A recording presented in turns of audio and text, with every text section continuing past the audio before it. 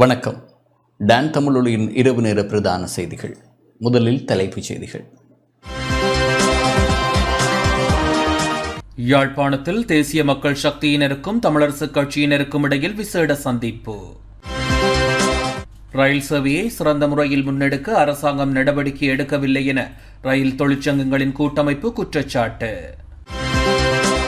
வவுனியா கதிர்வேலர் பூவரசங்குளத்தில் மக்களின் எதிர்ப்பை அடுத்து காணி அளவீட்டு பணி கைவிடப்பட்டது. கம்பெனிகளுக்கு எதிராக சட்ட நடவடிக்கை அவசியம் என இலங்கை தொழிலாளர் காங்கிரஸ் வலியுறுத்தல். இந்திய மீனவர்களின் அத்துமீறலை தடுத்து நிறுத்தக் கோரி வடக்கு மாகாண மீனவர்கள் இணைந்து ஜனாதிபதிக்கு கடிதம். மலாவியின் துணை ஜனாதிபதி விமான விபத்தில் உயிரிழப்பு. தொடர்வது முதன்மை செய்தி. அனுசரணை வழங்குவோர் மெலிபன் கிரி, தாயை போன்ற நம்பிக்கை. யாழ்ப்பாணத்தில் தேசிய மக்கள் சக்தியினருக்கும் தமிழரசு கட்சியினருக்கும் இடையில் விசேட சந்திப்பு ஒன்று காலை நடைபெற்றுள்ளது. யாழ்ப்பாணத்திற்கு விஜயம் செய்துள்ள அனுரகுமார திசாநாயக்க தலைமையிலான குழுவினர் மாவை சேனாதிராஜா தலைமையிலான தமிழரசு கட்சியினரை இன்று சந்தித்து கலந்துரையாடினர். யாழ்ப்பாணம் மாட்டின் வீதியில் உள்ள தமிழரசு கட்சியின் தலைமை அலுவலகத்தில் இந்த சந்திப்பு இடம்பெற்றது. ஜனாதிபதி தேர்தல் உட்பட சமகால அரசியல் நிலைமைகள் உள்ளிட்ட பல்வேறு விடயங்கள் குறித்து இந்த சந்திப்பில் கலந்துரையாடப்பட்டது.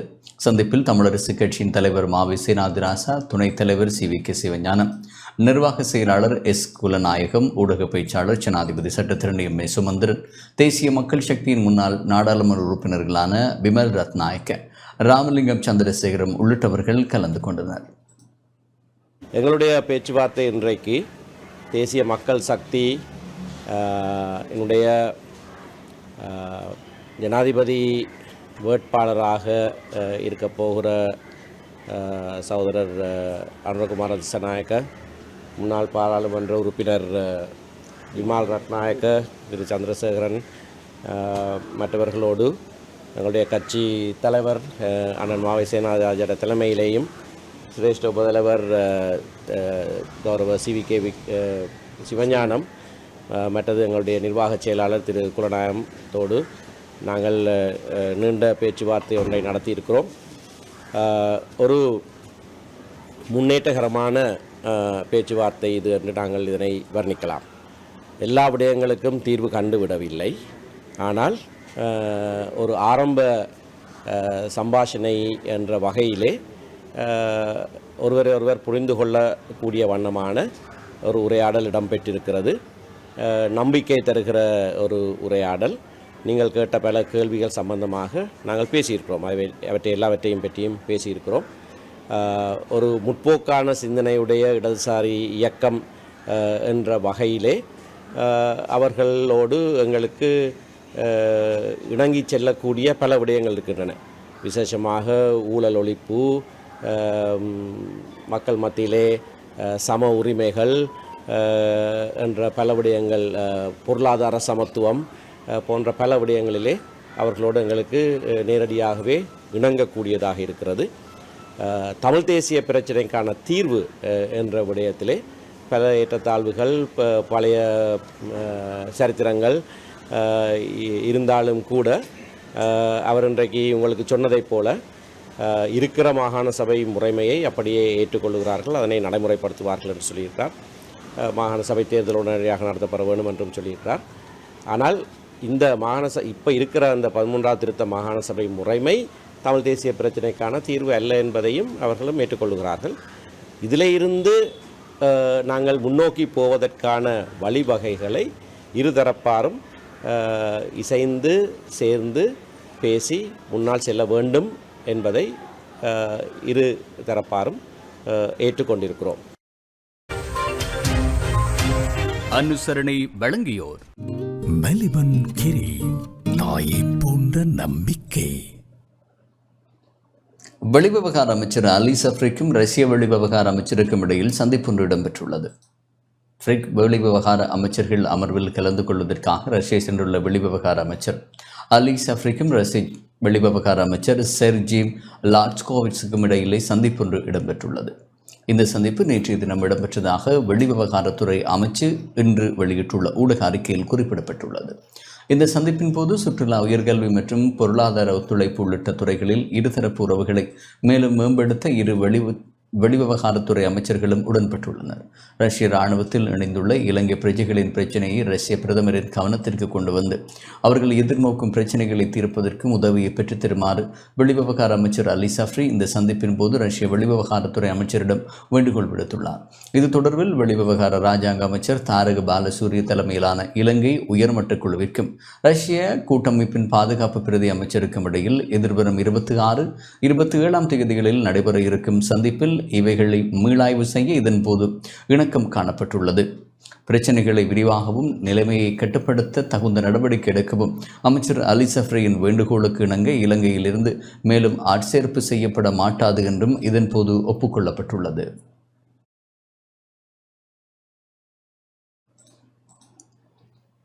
நயினாதீவு நாகபூஷணி அம்மன் கோவிலில் எதிர்க்கட்சித் தலைவர் இன்று வழிபாடுகளில் ஈடுபட்டார். யாழ்ப்பாணம் நயினாதீவு நாகபூஷணி அம்மன் ஆலயத்திற்கு சென்ற எதிர்க்கட்சித் தலைவர் சஜித் பிரேமதாச இன்று விசேட பூஜை வழிபாடுகளில் ஈடுபட்டார். இதன்போது நாடாளுமன்ற உறுப்பினர் அங்கஜன் ராமநாதன், ஐக்கிய மக்கள் சக்தியின் பிரதிச் செயலாளர் உமாச்சந்திர பிரகாஷ் உள்ளிட்ட கட்சிகளின் அமைப்பாளர்கள் கலந்து கொண்டனர். பிரபஞ்சம் வேலை திட்டத்தின் கீழ் யாழ்ப்பாணத்தில் உள்ள பாடசாலைகளுக்கு ஸ்மார்ட் வகுப்பறை உபகரணங்களை வழங்கும் செயற்திட்டத்திற்காக எதிர்க்கட்சித் தலைவர் சஜித் பிரேமதாச யாழ்ப்பாணத்திற்கு விஜயம் மேற்கொண்டுள்ளதுடன் யாழின் பல்வேறு பகுதிகளுக்கும் விஜயம் செய்து வருகின்றார். தொடர்ந்து நயினாதீவு நாகவிகாரைக்கு சென்ற எதிர்க்கட்சித் தலைவர் சஜித் பிரேமதாஸ் அங்கும் வழிபாடுகளில் ஈடுபட்டார். நயினாதீவு நாகவிகாரையின் விகாராதிபதி வன நவந்தகல பதுமகீர்த்தி திஸ்ஸ தேரரை சந்தித்து ஆசி பெற்றுக் கொண்டார்.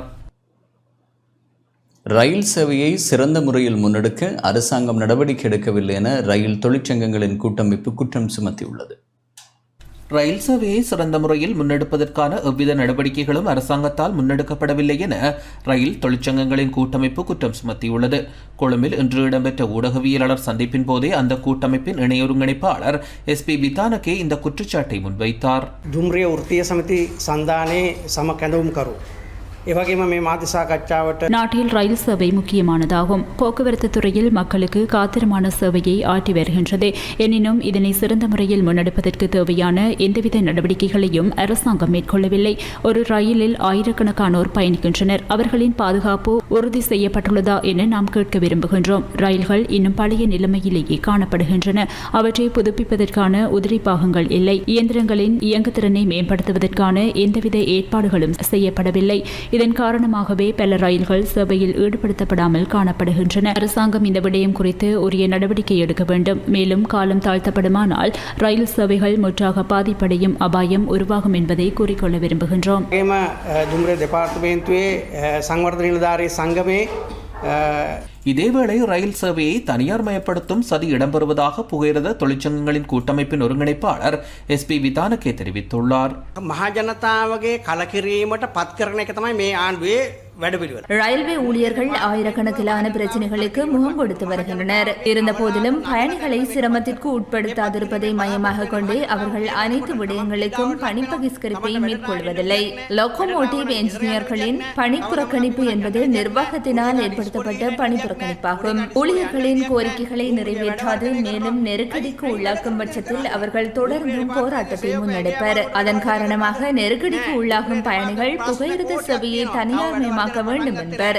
அதனை கருத்தில் கொண்டு ரயில்வே ஊழியர்களின் கோரிக்கைகளுக்கான தீர்வை வழங்காதுள்ளனர்.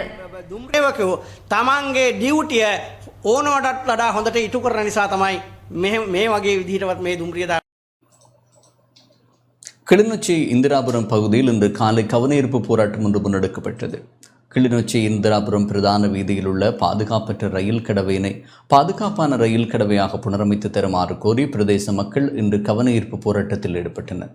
பச்சிலைப்பள்ளி பிரதேச செயலாளர் பிரிவுக்குட்பட்ட மீள்குடியேற்ற கிராமமான முகமாலை இந்திராபுரம் பிரதான வீதியில் உள்ள மக்கள் ரயில் கடவையானது இதுவரை புனரமைக்கப்படாமையினாலும் பாதுகாப்பற்ற ரயில் கடவையாக காணப்படுவதனாலும் இதனை பாதுகாப்பான நிரந்தரமான கடவையாக அமைத்து தருமாறு பிரதேச மக்கள் கோரிக்கை விடுத்துள்ளதுடன் இன்றைய தினம் கவனஈர்ப்பு போராட்டம் ஒன்றினையும் முன்னெடுத்தனர். குறித்த மீள்குடியேற்ற பிரதேசங்களில் வெடிபொருட்கள் அகற்றப்பட்டு வருவதனால் மாற்று வழிப்பாதை எதனையும் பயன்படுத்த முடியாதுள்ளதாகவும் பிரதேச மக்கள் இவ்வீதியை பயன்படுத்த வேண்டியிருப்பதாகவும் கவலை வெளியிட்டனர். போராட்டத்தின் நிறைவில் ரயில் திணைக்களம் மற்றும் பிரதேச செயலகம் ஆகியவற்றிற்கு மகஜர்களும் கையளிக்கப்பட்டன. போராட்டங்களை மேற்கொள்வோம் என்பதை சம்பந்தப்பட்டவர்களுக்கு இந்த இடத்தில் நான் சொல்ல விரும்புகிறேன். நாங்கள் எவ்வளவோ அமைதியாக இன்று 7 வருடங்களுக்கு மேலாக அமைதியாக இருந்து எத்தனையோ தலைவர்கள், எத்தனையோ அரசியல்வாதிகள், எத்தனையோ தேவைகளுக்காக எல்லோரிடமும் நாங்கள் மகஜர்கள் கையளித்திருந்தும் இதுவரைக்கும் யாரும் செவிசாய்க்கவில்லை. நாங்கள் இங்கே இருப்பவர்கள் மாட்டு மந்தைகள் அல்ல, நாங்கள் மனிதர்கள். எங்களுக்கும் ஒரு சம அந்தஸ்து வேணும். நீங்கள் ஒரு கணம் நினைத்து பார்த்து எங்களுக்கு ஆவணம் செய்யும்படி உங்களை இருகரம் கூப்பி வேண்டி நிற்கின்றோம். வவுனியா கதிர்வேலர் பூவரசங்குளத்தில் இன்று பொதுமக்களின் எதிர்ப்பை அடுத்து காணி அளவீட்டு பணிகள் கைவிடப்பட்டுள்ளது.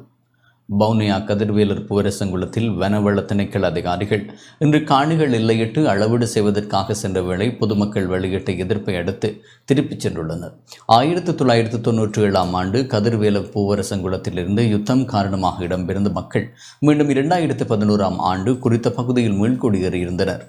அவர்கள் வசித்த பிரதேசம் அனைத்தும் பற்றை காடுகள் நிறைந்ததாக காணப்பட்ட நிலையில் அவர்கள் குறித்த பகுதியை துப்புரவு செய்து விவசாய நடவடிக்கைகளிலும் ஈடுபட்டு வருகின்றனர்.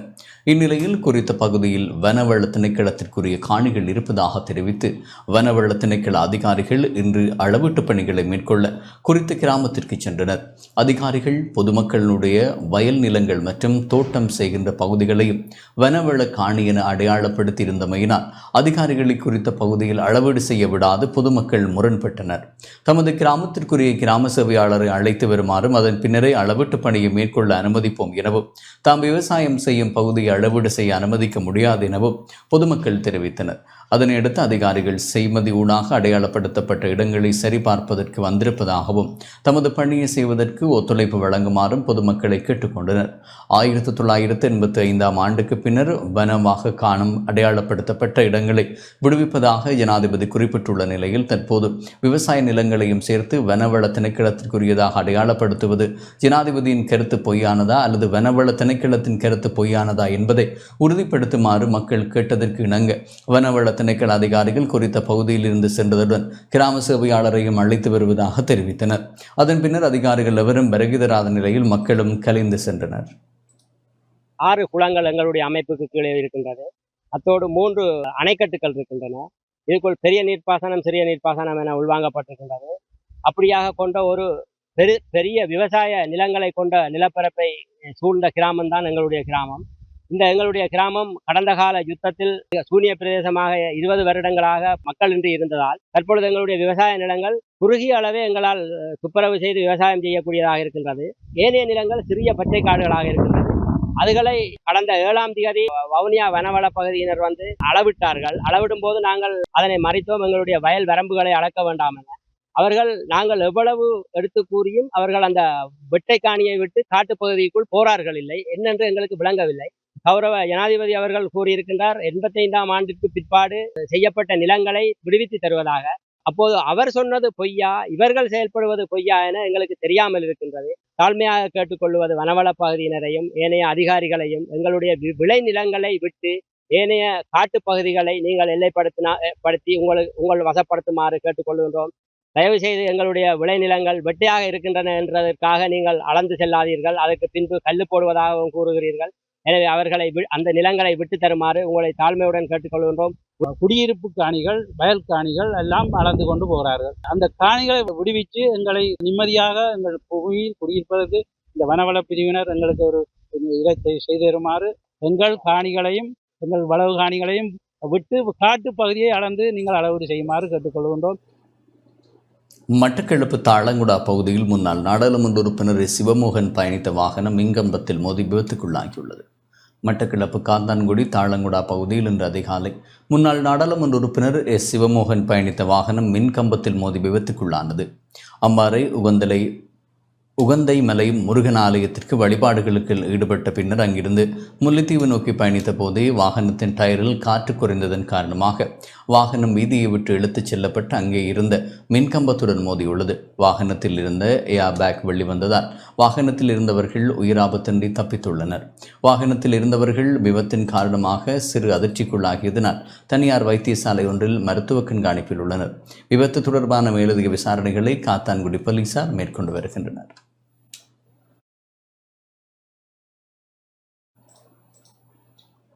அம்பாறை ஒலிவில் துறைமுகம் தொடர்பில் கடற்றொழில் அமைச்சர் டக்ளஸ் தேவானந்தா ஆராய்ந்துள்ளார். அம்பாறை ஒலிவில் துறைமுகம் கடற்றொழில் துறைக்கு ஏற்றவாறு அபிவிருத்தி செய்யப்படும் என கடற்றொழில் அமைச்சர் டக்ளஸ் தேவானந்தா தெரிவித்துள்ளார்.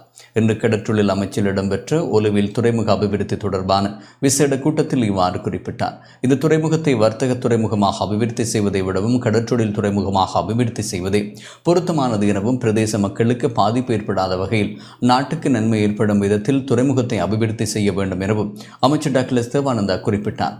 இந்த கூட்டத்தில் கடற்றொழில் ராஜாங்க அமைச்சர் நிசாந்த டி சில்வா மற்றும் அதிகாரிகளும் பங்கேற்றனர்.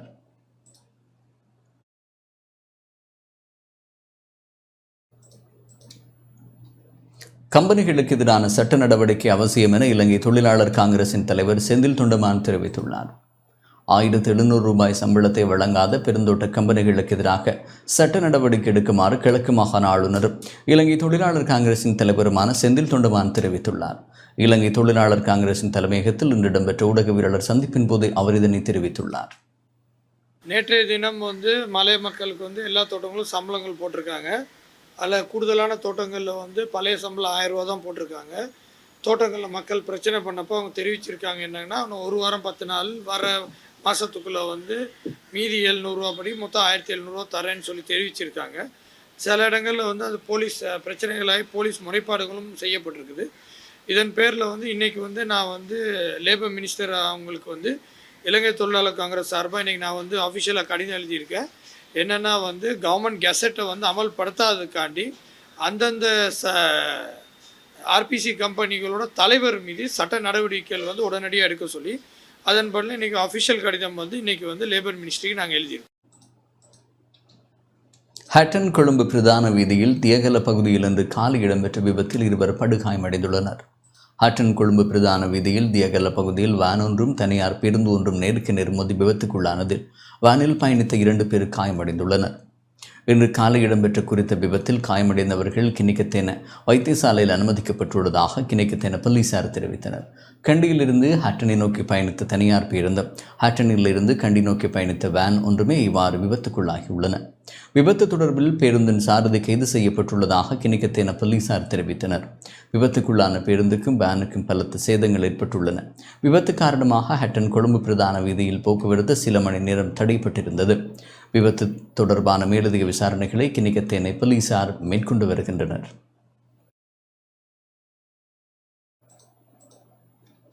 இந்திய மீனவர்களின் அத்துமீறலை தடுத்து நிறுத்த கோரி வடக்கு மாகாண மீனவர்கள் இணைந்து ஜனாதிபதிக்கு கடிதம் எழுதியுள்ளனர்.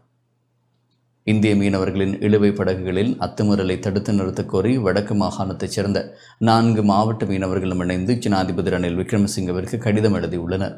யாழ்ப்பாணம், மன்னார், கிளிநொச்சி, முல்லைத்தீவு ஆகிய மாவட்டங்களைச் சேர்ந்த மீனவ அமைப்பின் பிரதிநிதிகள் இன்று காலை யாழ்ப்பாணம் தந்தை செல்வா கலையரங்கத்தில் ஒன்று கூடி விடயங்களை ஆராய்ந்த பின்னர் ஜனாதிபதிக்கு கடிதம் அனுப்பி வைத்தனர். இதில் வடக்கு மாகாண கடற்றொழிலாளர் இணைய செயலாளர் முகமது ஆலம், அகில இலங்கை தொழிலாளர் சமூகங்களின் கூட்டமைப்பின் தேசிய அமைப்பாளர் NV சுப்பிரமணியன், அகில இலங்கை மீனவ மக்கள் தொழிற்சங்க வடக்கு மாகாண இணைப்பாளர் அன்னராசா உட்பட பலர் பங்கேற்றனர். இந்திய மீனவர்களின் வருகையை மாத்திரம் நாங்கள் இன்றைய ஒரு தொழிற்பொருளாக எடுத்து அதனை கட்டுப்படுத்துவதற்காக அதிமேதகு ஜனாதிபதி அவர்களுக்கு ஒரு மனு ஒன்றை கையளிப்பதற்காக நாங்கள் மனு ஒன்றை தயாரித்திருக்கின்றோம். அதில் இருக்கின்ற அனைத்து மாவட்டங்களில் இருக்கின்ற தலைவர்கள் கையொப்பமிட்டிருக்கின்றோம். அந்த மனுவின் ஏனைய பிரதிகளை கடற்றொழில் அமைச்சுக்கும் அமைச்சின் செயலாளருக்கும் அதேபோன்று பாராளுமன்ற மேற்பார்வை குழுவுக்கும் அதேபோன்று கடற்படை தளபதிக்கும் அனுப்புவதற்கு நாங்கள் இன்று தீர்மானித்திருக்கின்றோம். இந்திய மீனவர்களுடையத்தில் நாங்கள் ஒன்றாகவே இருக்கின்றோம் என்ற ஒரு துணியை நாங்கள் சகலருக்கும் தெரியப்படுத்தும் நோக்கமாக கூட்டப்பட்டதுக்கிணங்க இன்றைய கூட்டம் நடைபெற்றிருக்கின்றது. எனவே இந்த கூட்டத்தில் எடுக்கப்பட்ட தீர்மானமான இந்த நகலை, இந்த பிரதியை அரசும் அதனோடு இயங்குகின்ற அரச இயந்திரங்களும் சரியாக செயற்படுத்த தவறும் பட்சத்தில் தீர்மானங்களை எடுத்திருக்கின்றோம். அந்த தீர்மானங்கள் ஒவ்வொன்றாக நாங்கள் நடைமுறைப்படுத்த வேண்டி வரும். அவ்வாறு நாங்கள் நடைமுறைப்படுத்தும் போது முட்டுக்கட்டைகள் இந்த அரசுக்கு ஏற்பட வாய்ப்பு இருக்கின்றது. எனவே எங்களது கோரிக்கையை ஏற்று இந்த ஜனாதிபதி அவர்கள் இதுக்கு தீர்வு தர வேண்டும். யாழ் மாவட்டத்தை பொறுத்தளவில் 25க்கும் மேற்பட்ட சங்கங்கள் அந்த பொது வேட்பாளருக்கு ஆதரவும் தெரிவித்திருக்கின்றார்கள். அந்த பொதுச்சபையிலே கடற்றொழில் சங்கத்தை பிரதிநிதிப்படுத்துகின்ற பிரதிநிதிகளும் இருக்கின்றார்கள் என்ற செய்தியை தான் இன்று நாங்கள் கூற முடியும். எதிர்காலத்தில் அந்த மாவட்டங்களோடு கதைத்து அவர்களுடைய முடிவை ஒட்டுமொத்த வடமாகாண மீனவர்களாக அறிவிப்பார்கள் என்றது எங்களுடைய எதிர்பார்ப்பு. இதேவேளை இந்திய மீனவர்களின் அத்துமீறலை தடுத்து நிறுத்துமாறு வலியுறுத்தும் கடிதம் இன்று பிற்பகல் யாழ் இந்திய துணை தூதரகத்திலும் கையளிக்கப்பட்டது. யாழ் இந்திய துணை தூதரிடம் கடிதம் கையளிக்கப்பட்டதாக ஒரு செய்தியாளர் தெரிவித்தார். யாழ்ப்பாணம், மன்னார், கிளிநொச்சி, முல்லைத்தீவு ஆகிய மாவட்டங்களைச் சேர்ந்த மீனவ அமைப்பின் பிரதிநிதிகளால் கடிதம் கையளிக்கப்பட்டுள்ளது. எதிர்வரும் 15ஆம் தேதி இந்திய மீனவர்களின் தடைக்காலம் முடிவடைந்து படகுகள் மீளவும் தொழிலில் ஆரம்பிக்க இருக்கிற சூழ்நிலையிலே அதனை கட்டுப்படுத்தி அல்லது நிறுத்தி எங்களுடைய வாழ்வாதாரத்தையும் எங்களுடைய கடத்தொழிலையும் காப்பாற்றுமாறு கோரி எடுத்த முடிவின் அடிப்படையிலே இன்றைய தினம் இந்திய துணை தூதரகத்திடம் வருகை தந்து இலங்கை இந்திய மீனவருடைய பிரச்சினைக்கு தடைக்காலம் ஆரம்பிக்கிற நாளிலிருந்து மேலும் 2 மாதங்களை நீடித்து மீனவர்களுக்கிடையான கலந்துரையாடல் ஒன்றை ஏற்பாடு செய்து தருமாறும் அந்த கலந்துரையாடலுக்கு வடக்கு கடற்றொழிலாளர் சமூகம் தயாராக இருக்கின்றது.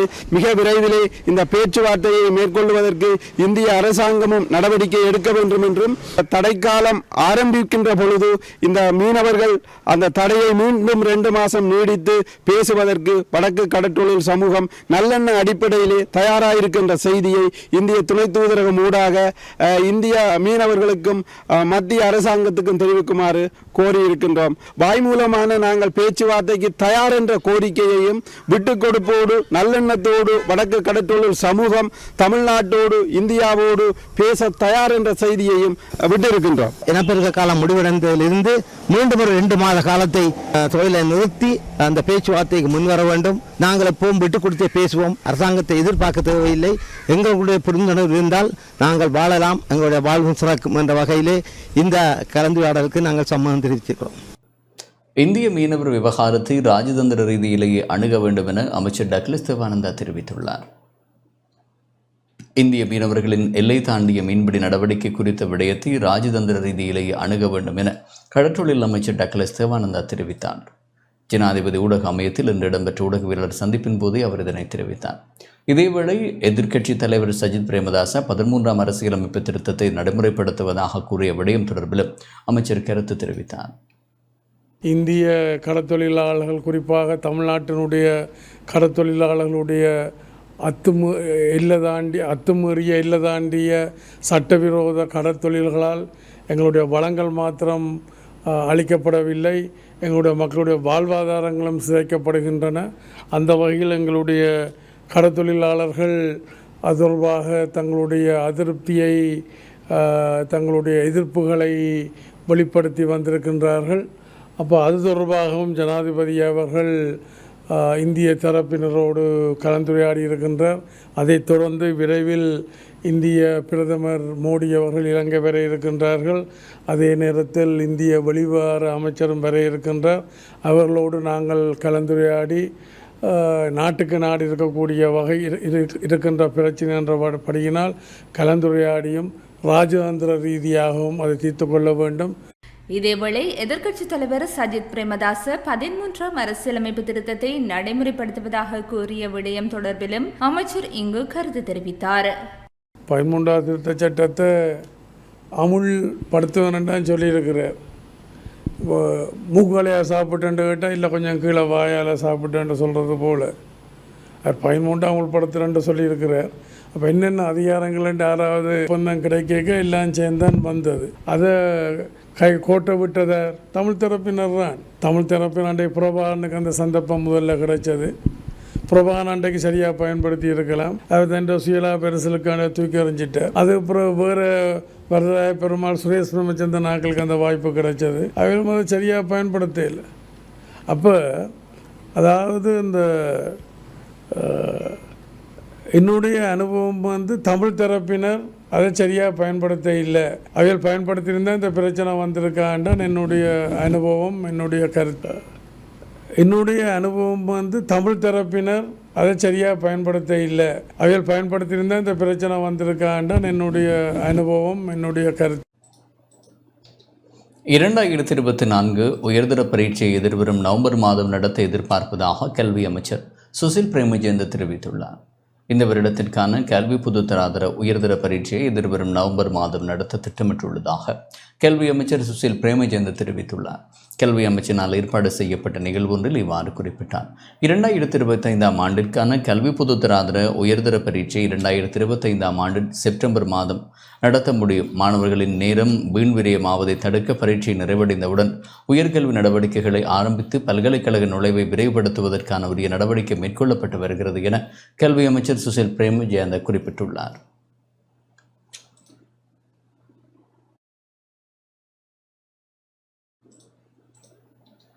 ஜனாதிபதி தேர்தலில் போட்டியிடுவதா இல்லையா என்ற குழப்பத்தில் ரணில் விக்ரமசிங்க உள்ளார் என நாடாளுமன்ற உறுப்பினர் SM மரிக்கார் தெரிவித்துள்ளார். தோற்கப் போகும் தேர்தலில் ஜனாதிபதி ரணில் விக்ரமசிங்க போட்டியிட மாட்டார் என நாடாளுமன்ற உறுப்பினர் SM மரிக்கார் தெரிவித்துள்ளார். எதிர்க்கட்சித் தலைவர் அலுவலகத்தில் இன்று இடம்பெற்ற ஊடகவியலாளர் சந்திப்பின் போதே அவர் இவ்வாறு குறிப்பிட்டார். පැහැදිලිවම කියන්න ඕන 77 ව්‍යවස්ථාව අනුව ජනාධිපතිවරයාට අවුරුදු 6ක් තිබ්බා. හැබැයි இடைக்கால ஜனாதிபதியாகவே ரணில் விக்ரமசிங்கே நியமிக்கப்பட்டுள்ளார். அதுவும் முன்னாள் ஜனாதிபதியின் எஞ்சிய பதவிக்காலத்தில் மாத்திரமே அவர் ஆட்சியில் இருக்க முடியும். மாறாக பதவிக்காலத்தை நீடிக்க முடியாது. அக்டோபர் மாதத்தில் நிச்சயம் தேர்தல் இடம்பெற வேண்டும். இத்தகைய பின்னணியில் ஜனாதிபதி தேர்தலில் போட்டியிடுவதா இல்லையா என்ற குழப்பத்திலேயே ரணில் விக்ரமசிங்கே உள்ளார்.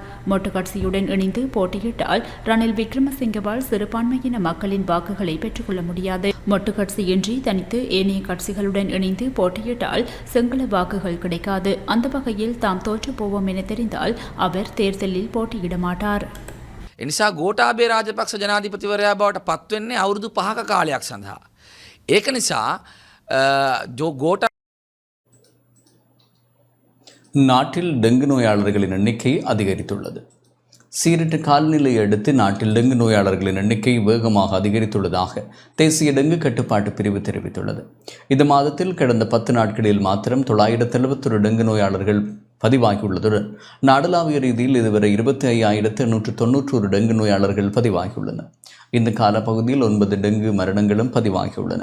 அதுடன் டெங்கு அபாய வலயங்களின் எண்ணிக்கையும் 14ஆக அதிகரித்துள்ளது. அதிகளவான டெங்கு நோயாளர்கள் கொழும்பு மாவட்டத்தில் பதிவாகியுள்ளதுடன் 5,624 பேர் டெங்கு நோயால் பாதிக்கப்பட்டுள்ளனர். கொழும்பை அடுத்து அதிகளவான டெங்கு நோயாளர்கள் யாழ்ப்பாண மாவட்டத்தில் பதிவாகியுள்ளதுடன் 3,930 பேர் பாதிக்கப்பட்டுள்ளனர். ஹம்பகா மாவட்டத்தில் 2,487 பேரும், கண்டி மாவட்டத்தில் 1,986 பேரும், இரத்தினபுரி மாவட்டத்தில் 1,441 பேரும், களுத்துறை மாவட்டத்தில் 1,372 பேரும் டெங்கு நோயால் பாதிக்கப்பட்டுள்ளனர்.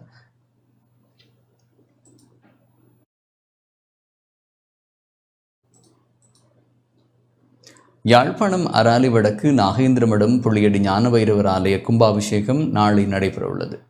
யாழ்ப்பாணம் அராலி வடக்கு நாகேந்திரமடம் புள்ளியடி ஸ்ரீ ஞானவைரவர் ஆலய நீர்நோத்தாரண அஷ்டபந்தர மகா கும்பாபிஷேகம் நாளை நடைபெறவுள்ளது. அராலி வடக்கில் நாகேந்திரமடம் இடத்துல புலியடி ஞான வைரவர் கோயிலில் இருக்கிற சிறப்பான விஷயம் என்னன்னா, இது வந்து முழுக்க தனிக்கல்களால் தூண்கள் அமைக்கப்பட்டிருக்கு. 10 அடி 2 இன்ச்சு உயரமான சிங்க தூண்கள் பல்லவ கால பீரியடில் இருந்த மாதிரி இந்த தூண்கள் வந்து அமையப்பட்டிருக்கு.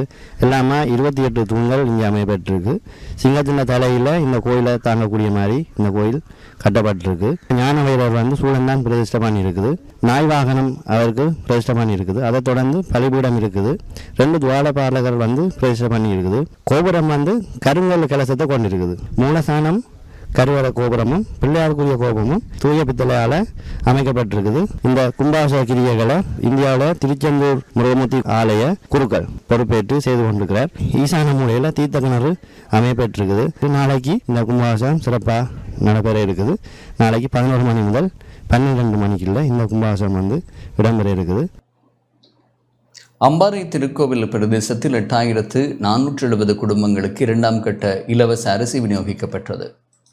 அம்பாறை திருக்கோவில் பிரதேசத்தில் குறைந்த வருமானம் பெறும் சுமார் 8,470 குடும்பங்களுக்கு 2ஆம் கட்ட இலவச அரிசி வழங்கப்பட்டுள்ளது. திருக்கோவில் பிரதேச செயலாளர் தங்கராஜா கஜேந்திரன் தலைமையில் அம்பாறை மாவட்ட அரசு அதிபர் சித்திக் அபய விக்ரமனால் தம்புலுவில் கிராம சேவையாளர் பிரிவில் அரிசி விநியோகம் இன்று ஆரம்பிக்கப்பட்டது. தலா 10 கிலோ அரிசி வழங்கப்பட்டுள்ளது. திருக்கோவில் பிரதேச உதவி பிரதேச செயலாளர், மாவட்ட திட்டமிடல் பணிப்பாளர், மாவட்ட கணக்காளர் உட்பட பலரும் நிகழ்வில் கலந்து கொண்டனர்.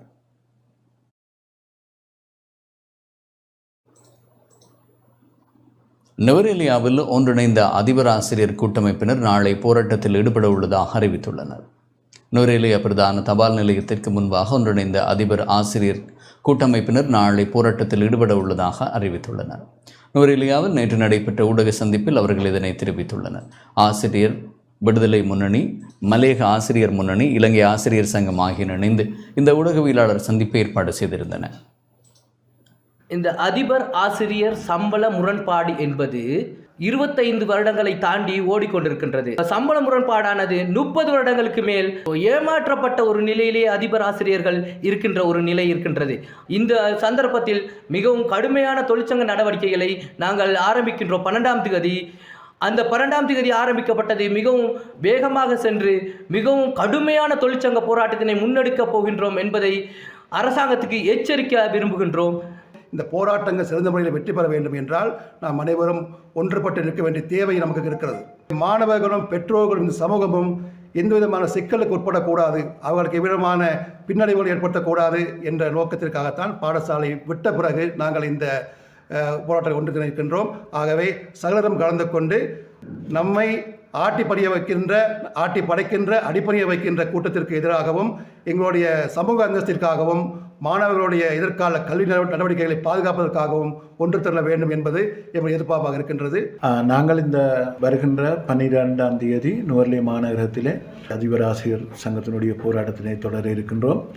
இந்த போராட்டத்திலே முக்கியமாக 33 தொழிற்சங்கங்கள் ஒன்றிணைந்து இந்த போராட்டத்தை நடத்தவிருக்கின்றோம். மீண்டும் ஒரு போராட்டத்தை ஆரம்பித்தால் மட்டுமே ஏனைய தொகுதி பங்கீட்டை பெற முடியும் என்ற ரீதியிலே இந்த போராட்டத்தை முன்னெடுத்திருக்கின்றோம் இலங்கை ரீதியாக. அந்த வகையிலே 12ஆம் தேதி நுவரெலியா மாநகரத்திலே தபால் நிலையத்துக்கு முன்பாக மாலை 2 மணி அளவில் எமது அதிபர் ஆசிரியர் தொழிற்சங்க கூட்டமைப்பினுடைய போராட்டம் இடம்பெற இருக்கின்றது.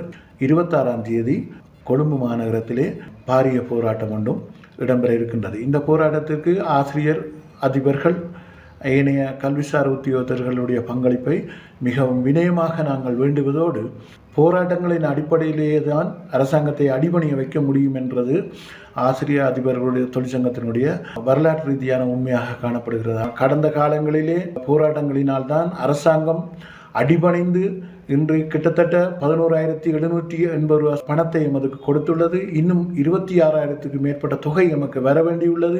அந்த தொகையை பெறுவதற்கான போராட்டமாக இதை நாங்கள் கருதுகின்றோம். கிழக்கு மாகாணத்தில் மட்டக்களப்பு நகரில் நிறுவ உள்ள முதலாவது தொழில்நுட்ப பூங்கா தொடுமையகத்தின் சாத்வீக அறிக்கை தொடர்பான கலந்துரையாடல் இடம்பெற்றுள்ளது. கிழக்கு மாகாணத்தில் மட்டக்களப்பு நகரில் நிறுவப்பட உள்ள முதலாவது தொழில்நுட்ப பூங்கா தொடுமையகத்தின் சாத்வீக அறிக்கை தொடர்பான கலந்துரையாடல் நேற்று மாலை நடைபெற்றது.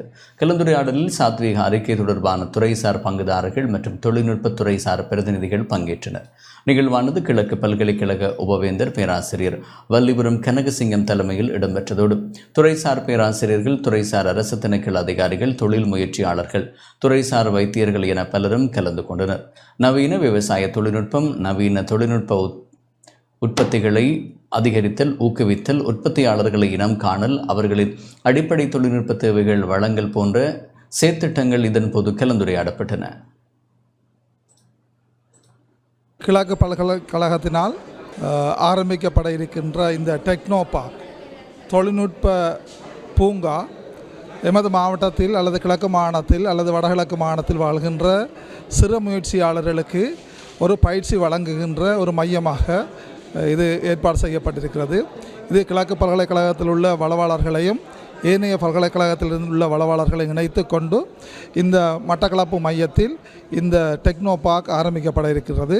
இதற்கான அனைத்து ஏற்பாடுகளும் ஓரளவு முடிவுக்கு வந்திருக்கும் இத்தருணத்தில் இன்று இடம்பெற்ற இந்த கலந்துரையாடலில் தங்கள் கருத்துக்களை தெரிவித்த அனைத்து உறுப்பினர்களுக்கும் நன்றி கூறுவதுடன் கிழக்கு பல்கலைக்கழகத்தினால் எதிர்வரும் மாதங்களில் மட்டக்களப்பு நகரில் ஆரம்பிக்கப்பட இருக்கின்ற இந்த டெக்னோ பாக்குக்கு அனைவரும் ஒத்துழைப்பு தர வேண்டும் என அன்பாக கேட்டுக்கொள்கின்றேன். குறிப்பாக எமது மாவட்டத்தில் காணப்படுகின்ற நிலவளம், நீர்வளம், விவசாயம், டூரிசம் போன்ற துறைகளை மையப்படுத்தி அதற்கான வியாபார திட்டமிடல்கள், அதற்கான சந்தைப்படுத்தல் வாய்ப்புகள், அதற்கான தொழில்நுட்ப வசதிகளை ஏற்படுத்தி கொடுப்பதனூடாக அவர்களுடைய வாழ்வாதாரத்தை உயர்த்தி மட்டக்களப்புக்கு ஒரு தேசிய உற்பத்தியில் பங்களிப்பு செய்யக்கூடிய வகையில் சிறு முயற்சியாளர்களை அதிகரிப்பது எமது பிரதான நோக்கமாகும்.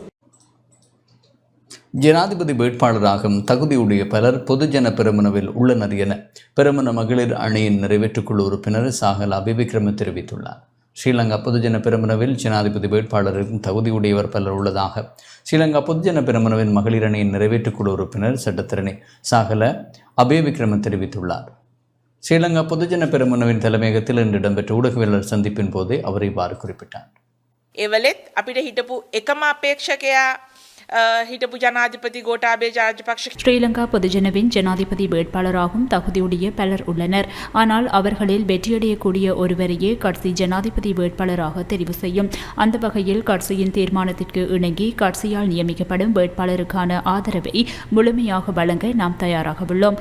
அத்துடன் நாடு தழுவிய ரீதியில் உள்ள பாடசாலைகளில் ஸ்மார்ட் வகுப்பறைகளை நிர்மாணிக்கும் வேலை திட்டத்தை மெஜிக் ஒன்றை போல் எதிர்க்கட்சித் தலைவர் முன்னெடுத்து செல்கின்றார். இந்த விடயத்தை மஹிந்த உதய விஞ்ஞான ஆய்வு கூட திட்டத்தினூடாக முன்னாள் ஜனாதிபதி மஹிந்த ராஜபக்ஷவை அறிமுகப்படுத்தினார். ஆனால் சஜித் பிரேமதாச தானே இந்த ஸ்மார்ட் திட்டத்தை அறிமுகப்படுத்தியமையை போன்று கூறிக்கொண்டுள்ளார். இந்த விடயத்தை ஏற்றுக்கொள்ள முடியாது. ඔහුට අපේ කැම්පේන් එක මෙහෙවන්න අපි ඒ සඳහා අපි සහාය දුන්නා. පක්ෂයේ මතය තමයි අපේ මතය වෙන්නෙත්. இலங்கையில் கணனி கல்வி அறிவு வீதம் அதிகரித்துள்ளது. இலங்கையில் கணனி கல்வி அறிவு வீதம் 2023ஆம் ஆண்டில் 39% அதிகரித்துள்ளதாக சனத்தொகை கணக்கெடுப்பு மற்றும் புள்ளி விவரவியல் திணைக்களம் தெரிவித்துள்ளது. கணனி மற்றும் டிஜிட்டல் கல்வி அறிவு குறித்து அண்மைய வெளியீட்டில் நாட்டின் கணனி எழுத்தறிவு வீதம் 31%, டிஜிட்டல் எழுத்தறிவு வீதம் 63.5% காணப்படுகிறது என சனத்தொகை கணக்கெடுப்பு மற்றும் புள்ளி விவரவியல் திணைக்களம் குறிப்பிட்டுள்ளது.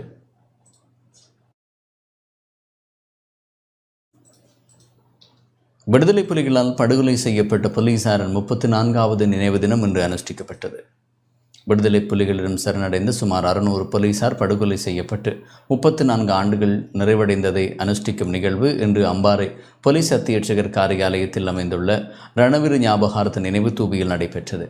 அம்பாறை மாவட்ட போலீஸ் அத்தியட்சகர் JHMN ஜெயபத்மா உள்ளிட்ட போலீஸ் உயர் அதிகாரிகள், போலீசார், ஓய்வு நிலை போலீஸ் உத்தியோகஸ்தர்கள், பொதுமக்கள் அஞ்சலி நிகழ்வில் கலந்து கொண்டனர். அம்பாறை மாவட்ட போலீஸ் அத்தியட்சகர் JHMN ஜெயபத்மாவினால் போலீஸ் கொடி அரைக்கம்பத்தில் ஏற்றப்பட்டதுடன் உயிர்நீத்த போலீஸ் உத்தியோகஸ்தர்களுக்கும் மௌன அஞ்சலியும் செலுத்தப்பட்டது. போர் உள்ளிட்ட இதர காரணங்களால் மரணமடைந்த போலீசாரின் குடும்பங்களில் உள்ள சிறுவர்களுக்கு கற்றல் உபகரணங்களும் வழங்கப்பட்டன.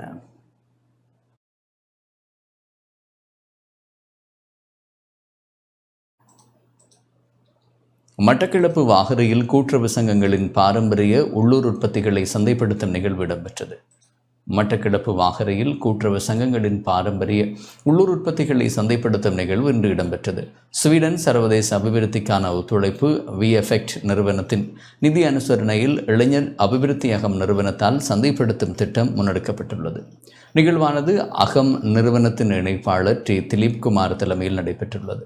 வாகரை உதவி பிரதேச செயலாளர் அர்ச்சனா புவனேந்திரன், திட்டமிடல் உதவி பணிப்பாளர் சுதர்ஷன் உட்பட அரசு அதிகாரிகள், பொதுமக்கள், கிராம மட்ட கூட்டுறவு சங்கங்கள், சூழல் சுற்றாடல் ஆர்வலர்கள் என பலர் கலந்து கொண்டனர்.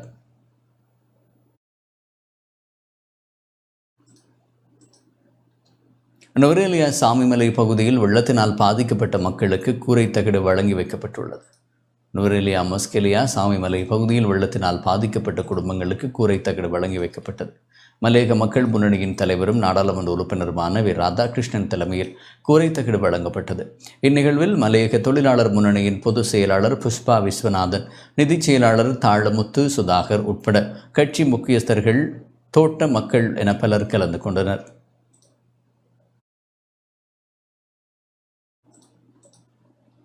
வெலிகம பிரதேச சபையின் முன்னாள் தலைவர் புஷ்பகுமார பேட்டகே விளக்கமறியலில் வைக்கப்பட்டுள்ளார். வெலிகம பிரதேச சபையின் முன்னாள் தலைவர் புஷ்பகுமார பெட்டகே எதிர்வரும் 20ஆம் தேதி வரை விளக்கமறியலில் வைக்கப்பட்டுள்ளார். மாத்தளை நீதவானால் விளக்கமறியல் உத்தரவு பிறப்பிக்கப்பட்டுள்ளது. கொட்டவில போலீஸ் நிலைய பொறுப்பதிகாரி மற்றும் ஏனைய போலீஸ் அதிகாரிகளின் உத்தியோகபூர்வ கடமைக்கு இடையூறு விளைவித்த சம்பவம் தொடர்பிலேயே இந்த உத்தரவு பிறப்பிக்கப்பட்டுள்ளது.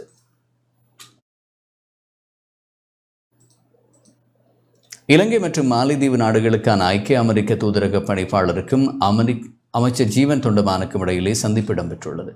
இலங்கை மற்றும் மாலைதீவு நாடுகளுக்கான ஐக்கிய அமெரிக்க சர்வதேச அபிவிருத்தியின் தூதரக பணிப்பாளர் ஹெஃப்ரியல் கிராவிற்கும் நீர்வளங்கள் மற்றும் தோட்ட உட்கட்டமைப்பு வசதிகள் அபிவிருத்தி அமைச்சர் ஜீவன் தொண்டமானுக்கும் இடையிலான சந்திப்பொன்று நேற்று இடம்பெற்றுள்ளது.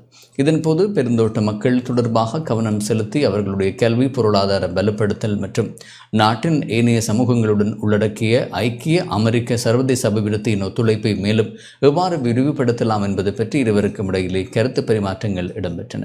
தேயிலை தோட்டங்களில் இயங்கும் தேயிலை வகைகளை எவ்வாறு பொருளாதார வாய்ப்புகளை உருவாக்குவதற்கும் பாதையோரங்களில் வாழும் மக்களின் வருமானத்தை அதிகரிப்பதற்கும் பயன்படுத்தப்படலாம் என்பது தொடர்பாக உடன்பட்டு திட்டம் ஒன்றை உருவாக்க இருவரும் ஒப்புக்கொண்டுள்ளனர். சமூகங்களில் ஓரங்கட்டல்களை முடிவுக்கு கொண்டு வருவதற்கும் சமூகங்களை மேம்படுத்துவதற்கும் கல்வி வாய்ப்புகளை அதிகரித்தல் மற்றும் பொருளாதார வலுப்படுத்தல் என்பன மிக முக்கியமானதாகும். அந்த பணியை செய்வதில் நான் உறுதியாக இருப்பதாக அமைச்சர் ஜீவன் தொண்டமான் தெரிவித்துள்ளார். இத்துடன் இந்த செய்திகள் நிறைவுக்கு வருகின்றன. மேலதிக செய்திகளுக்கு அது டான் நியூஸ் தொலைக்காட்சியோடு இணைந்திருங்கள். வணக்கம்.